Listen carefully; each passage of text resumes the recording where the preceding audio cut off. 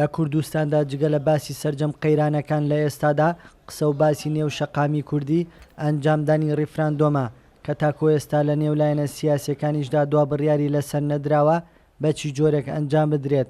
چالاکوانانی خورماتووش ڕای دەگەێنن کە پرسی ریفراندۆم دەبێت زەمینە سازی تەواوی بۆ بکرێت. لێرەوە داوا لە سەرکردایەتی کوردەکەین ئایا ئەم ریفراندۆمە ناوچەکانی دەرەوەی هەرێم لەکوێ ریفراندۆمەکەی ئەبێت؟ ئایا مەسیری دووس خورماتوو کەرکوو خانەقین ئەمانە چی ئەبێت؟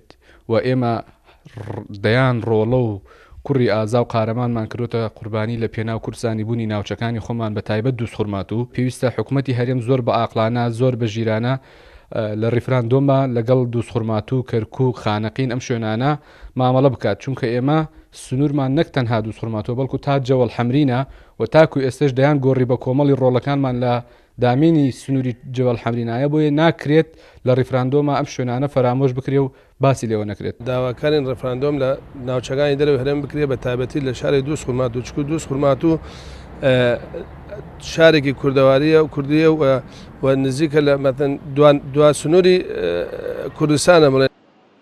چاودێران بە گرنگی دەزانن لە پێش باسکردنی ئەنجامدانی ریفراندۆم بۆ سەربەخۆیی دەبێت نێوماڵی کورد ڕێک بخرێتەوە و قەیرانە چەقبەستووەکانی کوردستانیش چارەسەر بکرێت. ریفراندۆمش جگەلەوەی کە پرسێکی یاساییە بە هەمان شێوە پرسێکی سیاسیشە، بۆیە پێویستەکە حکوومەتی هەرێمی کوردستان یان سەرکردایەتی سیاسی کورد هەموو لایەنەکانی ئەم بابەتە لە یەک بدەنەوە بەو پێی ئیساکە کۆمەڵێک گیرروگرفتەیە لە کوردستانە، چی لە بواری سیاسی ئەوەی کە پەرلەمان پەکخراوە حکوومەت وەکو پێویست ڕۆڵ ناگیرێ، جگەلەوەشە زەمینەسازی کۆمەڵایەتیشی بۆ بکری ئەم بابەتە.